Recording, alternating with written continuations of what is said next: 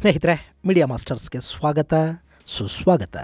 ಗೆಳೆಯರೆ, ಪಾಕಿಸ್ತಾನಕ್ಕೆ ಭಾರತದ ಜೊತೆ ಮತ್ತೊಂದು ಯುದ್ಧ ಬೇಕಾ? ಅಥವಾ ಪ್ರತಿ ಬಾರಿ ಪಾಕಿಸ್ತಾನ ಯುದ್ಧದ ಮಾತಾಡಿದಾಗಲೂ ಯಾರೋ ಒಂದು ಭಾರತ ಮತ್ತು ಪಾಕಿಸ್ತಾನದ ನಡುವೆ ರಾಜಿ ಮಾಡಿಸ್ಬಿಡ್ತಾರೆ ಅನ್ನೋ ನಂಬಿಕೆ ಇಲ್ಲದು ತೇಲಾಡ್ತಾ ಇದೆಯಾ? ಪಾಕಿಸ್ತಾನದ ರಾಜಕಾರಣಿಗಳಿಗೆ ತಲೆಯಲ್ಲಿ ಸ್ವಂತ ಬುದ್ಧಿ ಅಂತೇನಾದರೂ ಇರುತ್ತಾ? ಅಥವಾ ಬರ್ಕೊಟ್ಟಿದ್ದನ್ನು ಓದಿ ಬಂದುಬಿಡ್ತಾರಾ? ಇದ್ಯಾವುದು ನನಗೆ ಗೊತ್ತಿಲ್ಲ. ಆದರೆ ಅಲ್ಲಿನ ಬಿಲಾವಲ್ ಭುಟ್ಟೋ ಅನ್ನೋ ಸ್ಟ್ಯಾಂಡಪ್ ಕಾಮಿಡಿಯನ್ನು ಮಾತ್ರ ವಿದೇಶಗಳಲ್ಲಿನ ಪಾಕಿಸ್ತಾನಿ ಪ್ರಜೆಗಳಿಗೆ ಸಖತ್ ಮನರಂಜನೆಯನ್ನು ಕೊಡ್ತಾ ಇದ್ದಾನೆ. ಆತ ಭಾರತ ಪಾಕಿಸ್ತಾನಕ್ಕೆ ನೀರು ಬಿಡದೇ ಇದ್ದರೆ ಪಾಕಿಸ್ತಾನ ಭಾರತದ ಜೊತೆ ಯುದ್ಧ ಮಾಡಬೇಕಾಗತ್ತೆ ಅನ್ನೋ ಇನ್ನೂ ಒಂದು ಜೋಕನ್ನು ಹೇಳಿದ್ದಾನೆ. ಇದು ನಮಗೆ ಜೋಕ್ ಥರ ಕೇಳಿಸಿದ್ರು, ಈ ಮಾತನ್ನು ಕೇಳಿದವರಲ್ಲಿ ಒಳಗೊಳಗೆ ನಕ್ಕೋತಾ ಇದ್ರೂ ಕೂಡ ಆ ಮಾತುಗಳ ಹಿಂದೆ ಪಾಕಿಸ್ತಾನಿಗಳ ನೋವು ಕಾಣಿಸ್ತಾ ಇದೆ. ಮುಂದಿನ ದಿನಗಳಲ್ಲಿ ಅವರ ಕೃಷಿ ಕ್ಷೇತ್ರದ ಮೇಲಾಗಲಿರುವ ಪರಿಣಾಮದ ಭಯ ಅವರನ್ನು ಎಷ್ಟು ಕಾಡ್ತಾ ಇದೆ ಅನ್ನೋದನ್ನು ಈ ಮಾತುಗಳು ತೋರಿಸ್ತಾ ಇವೆ. ಅಷ್ಟೇ ಅಲ್ಲ, ಸಿಂಧ್ ಪ್ರಾಂತ್ಯ ಈ ಭುಟ್ಟೋಗಳನ್ನು ಮುಂದಿನ ಚುನಾವಣೆಗಳಲ್ಲಿ ಏನು ಮಾಡಬಹುದು ಅನ್ನೋ ಭಯ ಕೂಡ ಈ ಬಿಲಾವಲ್ ಮುಖದಲ್ಲಿ ಎದ್ದು ಕಾಣ್ತಾ ಇದೆ. ಹಾಗಾದರೆ ಸಿಂಧೂ ನದಿ ನೀರಿನ ಒಪ್ಪಂದವನ್ನು ಭಾರತ ಅಮಾನತ್ತಿನಲ್ಲಿಟ್ಟ ಪರಿಣಾಮ ಪಾಕಿಸ್ತಾನದಲ್ಲಿ ಏನಾಗ್ತಾ ಇದೆ? ಏನಿದು ಪಾಕಿಸ್ತಾನದ ಪಪ್ಪು ಪ್ರಲಾಪ? ಬನ್ನಿ ನೋಡೋಣ. ಗೆಳೆಯರೆ, ಪಾಕಿಸ್ತಾನದ ಮೇಲೆ ಭಾರತ ಮಾಡಿದ ವಾಯುದಾಳಿ, ಅವರ ಯುದ್ಧ ವಿಮಾನಗಳನ್ನು ನಾಶ ಮಾಡಿದ್ದು, ಅವರ ಏರ್ಬೇಸ್ಗಳ ಮೇಲೆ ಮಿಸೈಲ್ಗಳನ್ನು ನುಗ್ಗಿಸಿದ್ದು, ಇದೆಲ್ಲ ಭಾರತದ ಆಯುಧ ವ್ಯಾಪಾರವನ್ನು ಹೆಚ್ಚು ಮಾಡುತ್ತೆ, ಭಾರತದ ಸೇನಾಶಕ್ತಿಯನ್ನು ಜಗತ್ತಿಗೆ ತೋರಿಸ್ತಾ ಇದೆ. ಆದರೆ ಈ ದಾಳಿಗಳಿಂದ ಪಾಕಿಸ್ತಾನಕ್ಕೆ ಎಷ್ಟು ಆರ್ಥಿಕ ನಷ್ಟ ಆಯಿತೋ ಅದಕ್ಕಿಂತ ಹೆಚ್ಚಿನ ನಷ್ಟ ಅವರಿಗೆ ಸಿಂಧೂ ನದಿ ನೀರಿನ ಒಪ್ಪಂದ ಅಮಾನತ್ತಿನಲ್ಲಿಟ್ಟ ಕಾರಣಕ್ಕಾಗ್ತಾ ಇದೆ. ಪಾಕಿಸ್ತಾನದಲ್ಲೀಗ ಖಾರೀಫ್ ಬೆಳೆಯ ಸೀಸನ್ ಶುರು ಆಗಿದೆ. ಕಳೆದ ವರ್ಷ ಈ ಸಂದರ್ಭದಲ್ಲಿ ಪ್ರತಿನಿತ್ಯ 1.43 ಲಕ್ಷ ಕ್ಯೂಸೆಕ್ನಷ್ಟು ನೀರು ಸಿಂಧೂ ನದಿಯಲ್ಲಿ ಹರಿತಾ ಇತ್ತು. ಈಗ ಅದು 1.1 ಲಕ್ಷ ಕ್ಯೂಸೆಕ್ಗೆ ಇಳಿಕೆಯಾಗಿದೆ. ನೀರಿನ ಕೊರತೆ ಅವರ ಬೆಳೆಯ ಇಳುವರಿಯನ್ನು ಕೂಡ ಕುಂಠಿತಗೊಳಿಸ್ತಾ ಇದೆ. ಹತ್ತಿ 30% ಇಳುವರಿ ಕಡಿಮೆಯಾಗಿದೆ. ಜೋಳ 15% ಇಳುವರಿ ಕುಸಿತ ಉಂಟಾಗಿದೆ. ಹಾಗೆ ರಬಿ ಬೆಳೆಯ ಗೋಧಿ 9% ಕುಸಿತವನ್ನು ಕಾಣ್ತಾ ಇದೆ.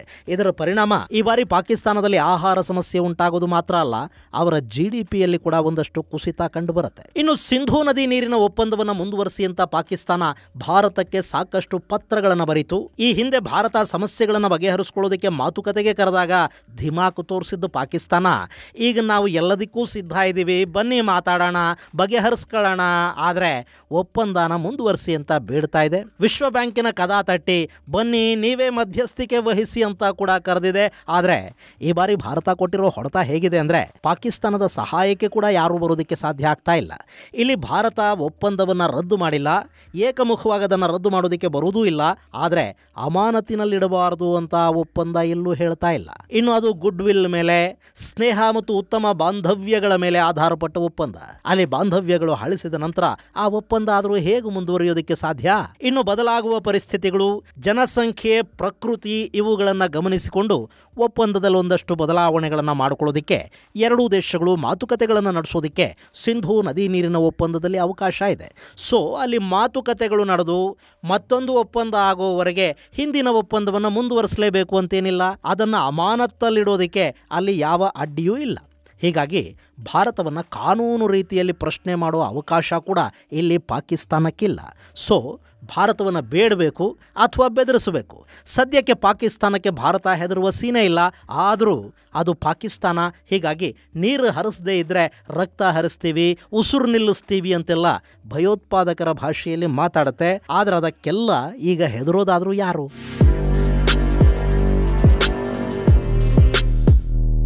ಹಾಗಂತ ಸುಮ್ಮನಿರೋದಕ್ಕಾಗತ್ತಾ? ಅದರಲ್ಲೂ ಪಾಪ ಈ ಬಿಲ್ಲಿ ರಾಣಿ ನುಲಿತಾ ಫಾರಿನ್ ಟೂರ್ ಬೇರೆ ಮಾಡ್ತಾ ಇದ್ದಾನೆ. ಅಲ್ಲಿ ಏನಾದರೂ ಮಾತಾಡಲೇಬೇಕಲ್ಲ. ಭಾರತದ ಯುದ್ಧ ವಿಮಾನಗಳನ್ನು ನಾವು ಕೆಡವಿದ್ವಿ ಅಂತ ಇನ್ನು ಹೇಳೋದಕ್ಕೆ ಸಾಧ್ಯ ಇಲ್ಲ. ಯಾಕೆಂದ್ರೆ ಯಾರನ್ನ ಕೆಡವಿದ್ದಾರೆ, ಯಾರು ಏನನ್ನ ಕಳ್ಕೊಂಡಿದ್ದಾರೆ ಅನ್ನೋದು ಈಗ ಸ್ಯಾಟಲೈಟ್ ಇಮೇಜ್ಗಳ ಮೂಲಕ ಗೊತ್ತಾಗ್ತಾ ಇದೆ. ಜಗತ್ತದನ್ನು ನೋಡಿದೆ. ಹೀಗಾಗಿ ಒಂದು ವಿಕ್ಟಿಮ್ ಕಾರ್ಡ್ ಹಿಡಿಬೇಕು ಅಥವಾ ಅದೇ ಹಳೆಯ ದುರಹಂಕಾರದ ಮಾತುಗಳನ್ನಾಡಬೇಕು.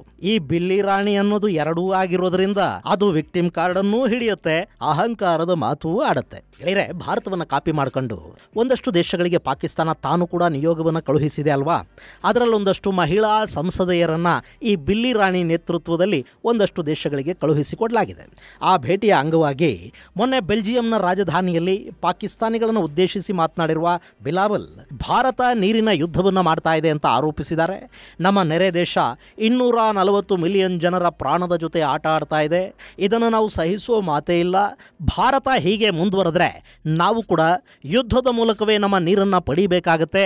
ಅದು ಜಗತ್ತಿನ ಮೊಟ್ಟ ಮೊದಲ ನೀರಿನ ಯುದ್ಧವಾಗಿ ಬದಲಾದರೆ ಅಚ್ಚರಿ ಪಡಬೇಕಿಲ್ಲ ಅಂತ ಬಿಲಾವಲ್ ನುಲಿದಿದ್ದಾನೆ. ಇಷ್ಟು ಹೇಳಿದ ಮೇಲೆ ಆತನಿಗೆ ಭಾರತ ಮಾಡಿದ ದಾಳಿ, ಒಡಿಸಾದ ಪಾಕಿಸ್ತಾನದ ಏರ್ಬೇಸುಗಳು ಇವೆಲ್ಲ ಕಣ್ಮುಂದೆ ಬಂದವೋ ಏನೋ. ತಕ್ಷಣ ತನ್ನ ಟೋನನ್ನು ಬದಲಿಸಿದ್ದಾನೆ. ಇಡೀ ವಿಶ್ವದಲ್ಲಿ ಸಾಕಷ್ಟು ನೀರಿನ ಒಪ್ಪಂದಗಳಿವೆ, ಸುಮಾರು 40 ಇಂಟರ್ನ್ಯಾಷನಲ್ ವಾಟರ್ ಟ್ರೀಟಿಗಳಿವೆ. ಆದರೆ ಹಲವು ಯುದ್ಧಗಳ ನಂತರವೂ ಯಾವುದಾದರೂ ಒಂದು ಒಪ್ಪಂದ ಮುರಿದೆ ಹಾಗೆ ಉಳ್ಕೊಂಡು ಬಂದಿದೆ ಅಂದರೆ ಅದು ಸಿಂಧೂ ನದಿ ನೀರಿನ ಒಪ್ಪಂದ ಮಾತ್ರ. ಹೀಗಾಗಿ ಅದನ್ನು ಗೋಲ್ಡ್ ಸ್ಟ್ಯಾಂಡರ್ಡ್ ಡಿಪ್ಲೊಮಸಿ ಅಂತ ಹೇಳಿರುವ ಬಿಲಾವಲ್ ಹೆಂಗಾದರೂ ಸರಿ ಭಾರತ ನಮಗೆ ನೀರು ಬಿಡಲಿ ಅನ್ನೋ ಥರ ಇಲ್ಲಿ ಮಾತಾಡಿದ್ದಾನೆ.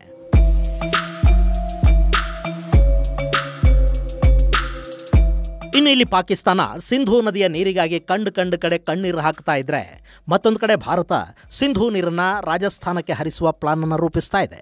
ಈ ಬಗ್ಗೆ ಮಾತಾಡಿರುವ ಗೃಹ ಸಚಿವ ಅಮಿತ್ ಶಾ ಸಿಂಧೂ ನದಿ ನೀರನ್ನು ಶ್ರೀಗಂಗಾ ನಗರಕ್ಕೆ ಹರಿಸುವುದಾಗಿ ಹೇಳಿದ್ದಾರೆ. ಈ ಮೂಲಕ ಸಿಂಧೂ ನೀರನ್ನು ಭಾರತ ಸದುಪಯೋಗ ಪಡಿಸಿಕೊಳ್ಳಲಿದೆ ಅನ್ನೋ ಮಾಹಿತಿಯನ್ನು ಕೊಡುವುದರ ಜೊತೆಗೆ ಪಾಕ್ಗೊಂದು ಎಚ್ಚರಿಕೆಯನ್ನು ಕೂಡ ಕೊಟ್ಟಿದ್ದಾರೆ. ಗೆಳೆಯರೆ, ನೀವು ಇಲ್ಲಿ ಮ್ಯಾಪಲ್ಲಿ ನೋಡ್ತಾ ಇದ್ದೀರಲ್ಲ, ಇದು ಶ್ರೀಗಂಗಾ ನಗರ. ಇದು ಪಾಕಿಸ್ತಾನದ ಗಡಿಗೆ ಹೊಂದಿಕೊಂಡ ಹಾಗಿದೆ. ಹಾಗೆಯೇ ಭಾರತದ ಪಂಜಾಬ್ ಪ್ರಾಂತ್ಯದ ಜೊತೆ ಕೂಡ ಇದು ಗಡಿಯನ್ನು ಹಂಚಿಕೊಳ್ಳುತ್ತೆ. ಈ ಗಂಗಾ ನಗರವನ್ನ ಮಹಾರಾಜ ಗಂಗಾ ಸಿಂಗ್ ಸ್ಥಾಪನೆ ಮಾಡಿದ್ರು. ಹೀಗಾಗಿ ಇದಕ್ಕೆ ಶ್ರೀಗಂಗಾ ನಗರ ಅಂತ ಕರೆಯಲಾಗುತ್ತೆ. ಈ ಗಂಗಾ ನಗರಕ್ಕೆ ನೀರನ್ನು ಕೊಡುವ ಪ್ರಯತ್ನವನ್ನ ಈ ಹಿಂದೆನೇ ಮಾಡಲಾಗಿತ್ತು. ಅವತ್ತಿಗೆ ಬಿಕನೇರ್ನ ಮಹಾರಾಜರಾಗಿದ್ದ ಗಂಗಾ ಸಿಂಗ್ 1927ರಲ್ಲಿ ಒಂದು ಕೆನಾಲ್ ಅನ್ನು ನಿರ್ಮಾಣ ಮಾಡಿದ್ರು.